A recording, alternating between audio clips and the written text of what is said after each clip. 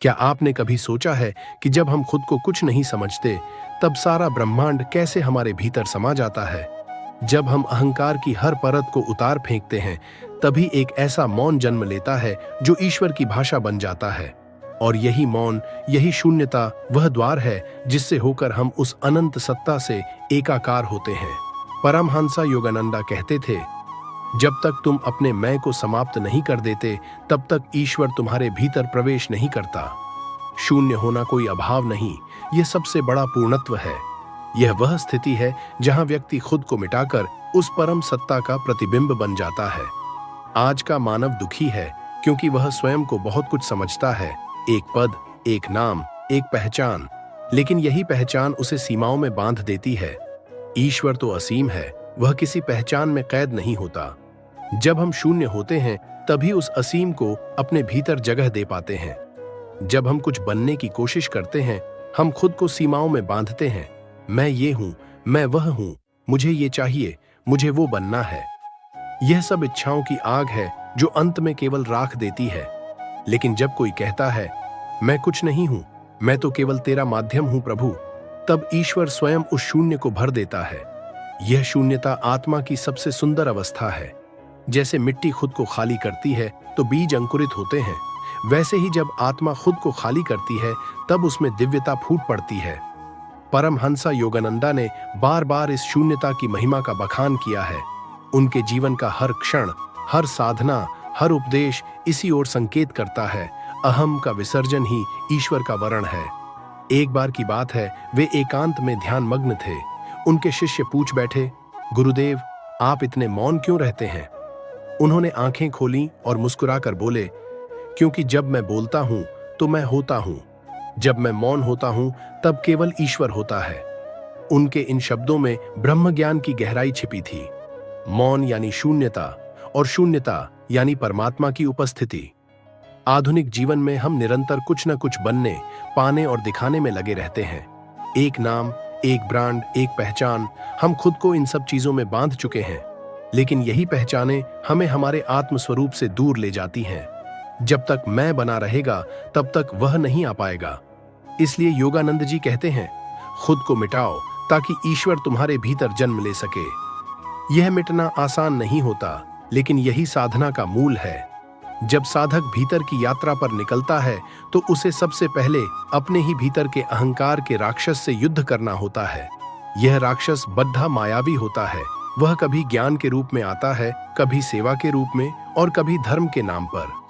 लेकिन ध्यान और विवेक के दीप से जब आत्मा उस पर प्रकाश डालती है, तो वह चुपचाप गलने लगता है। और जब वह पूरी तरह मिट जाता है, तब बचता है केवल शून्य, एक ऐसा शून्य जिसमें सब कुछ समाया हुआ है। योगानंदा जी के जीवन में यह शून्यता बहुत पहले से थी। जब वे किशोर थे, एक दिन ध्यान में बैठे हुए थे, तभी एक वृद्ध साधु ने पूछा, तू कौन है? उन्होंने जवाब दिया, मैं ब्रह्म स्वरूप आत्मा हूं। साधु हंस पड़ी है और बोले, जब तक तू कहता है कि तू ब्रह्म है, तब तक तू ब्रह्म नहीं है।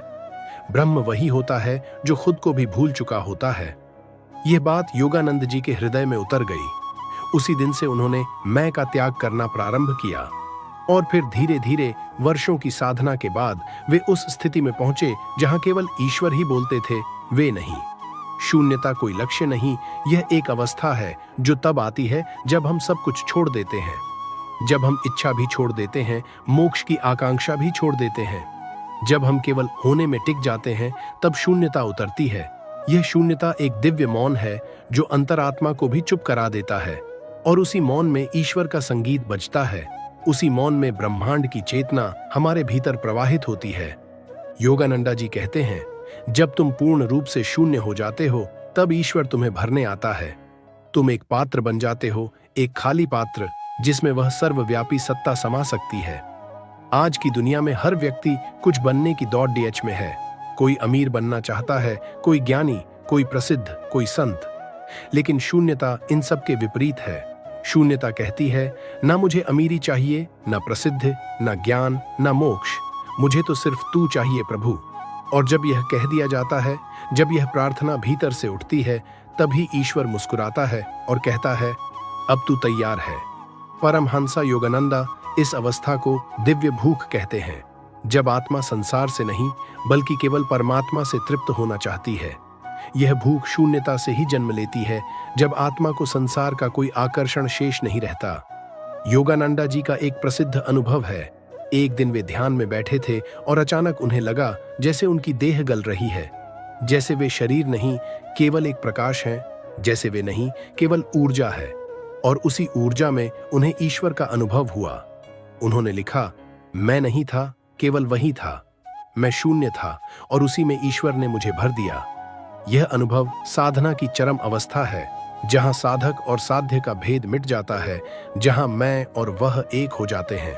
डिवाइन कॉन्शियसनेस पर जब हम इस शून्यता की बात करते हैं तो यह केवल दर्शन नहीं, यह जीवन का एक व्यावहारिक मार्ग है।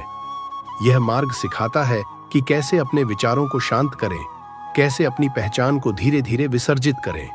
यह मार्ग हमें सिखाता है कि सेवा करो लेकिन अपने नाम के लिए नहीं, साधना करो लेकिन फल की आकांक्षा के बिना, प्रेम करो लेकिन किसी स्वार्थ के बिना। यही शून्यता का जीवन है, जहां हर कार्य ईश्वर को समर्पित होता है और हर भाव मैं नहीं तू ही तू से भर जाता है। जब हम शून्य होते हैं तब हम उस गहराई को छू पाते हैं जहां आत्मा और परमात्मा एक हो जाते हैं। इस अवस्था में ना कोई भय होता है, ना कोई अभाव, ना कोई दुख, केवल शांति होती है, एक अचल अडोल अविचल शांति। और यही शांति इस संसार की सबसे बड़ी आवश्यकता है।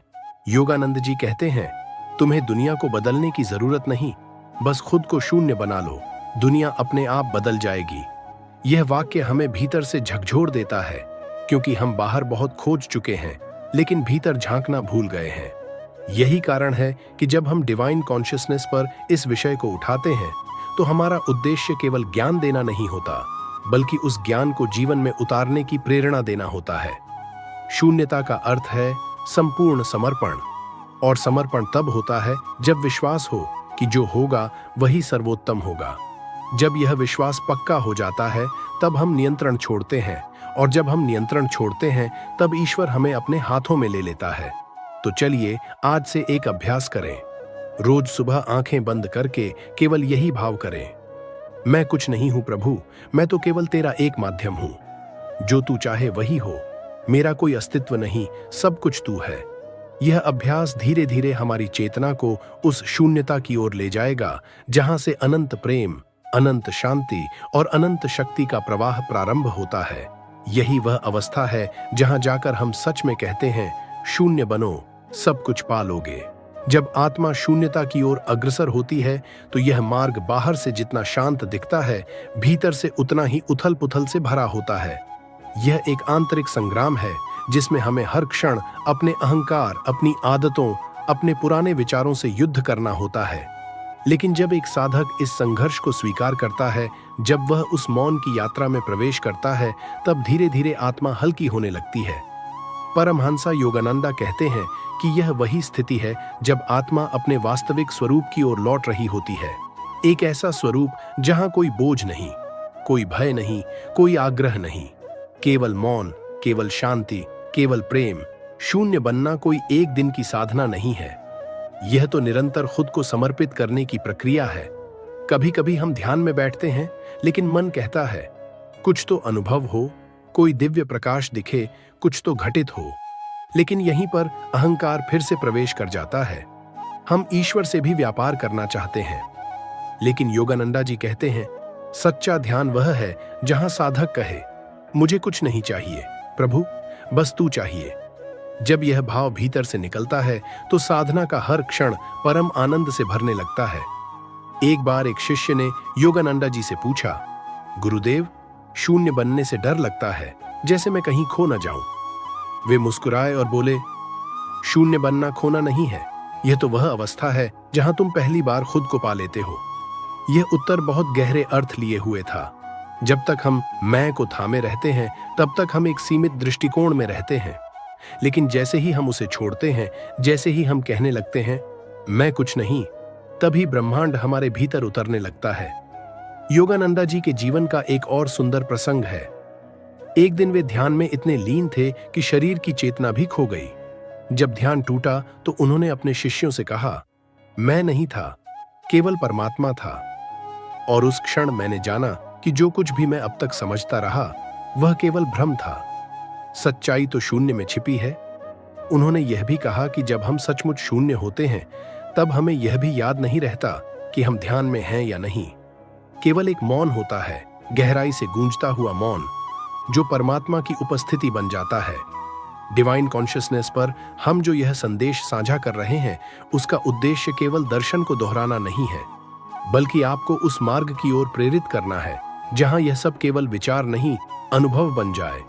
इस पथ पर चलने के लिए एक साधक को हर दिन अपने मैं को थोड़ा थोड़ा करके छोड़ना होगा।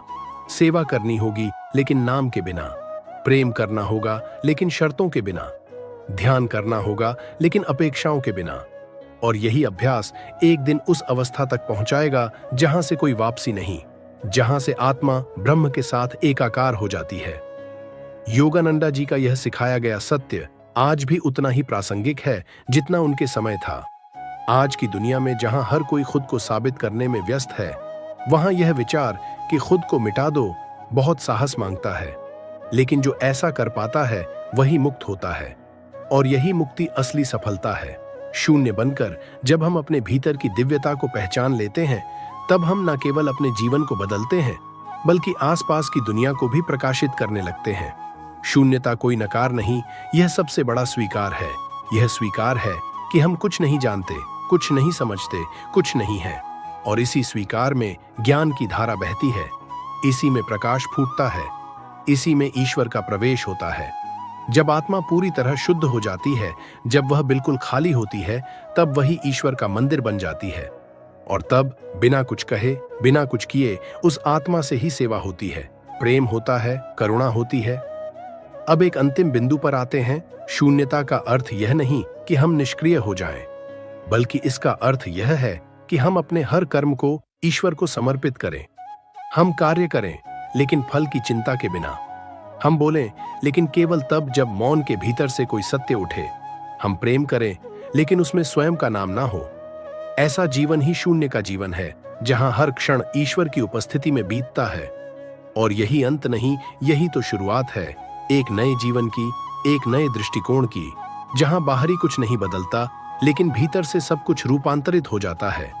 यही योगानंद का संदेश है, शून्य बनो ताकि अनंत को पा सको। खुद को मिटा दो ताकि परमात्मा तुम्हारे भीतर प्रकट हो सके। और यही अंत नहीं, यही तो शुरुआत है एक नए जीवन की, एक नए दृष्टिकोण की, जहां बाहरी कुछ नहीं बदलता लेकिन भीतर से सब कुछ रूपांतरित हो जाता है। यही योगानंद का संदेश है, शून्य बनो ताकि अनंत को पा सको। खुद को मिटा दो ताकि परमात्मा तुम्हारे भीतर प्रकट हो सके। इस यात्रा में आप अकेले नहीं हैं। डिवाइन कॉन्शियसनेस हमेशा इस दिव्य संदेश को आप तक पहुंचाने के लिए समर्पित है, ताकि हर आत्मा अपने शून्यत्व की ओर लौट सके। और याद रखिए, जब आप कुछ नहीं रह जाते, तब आप सब कुछ बन जाते हैं।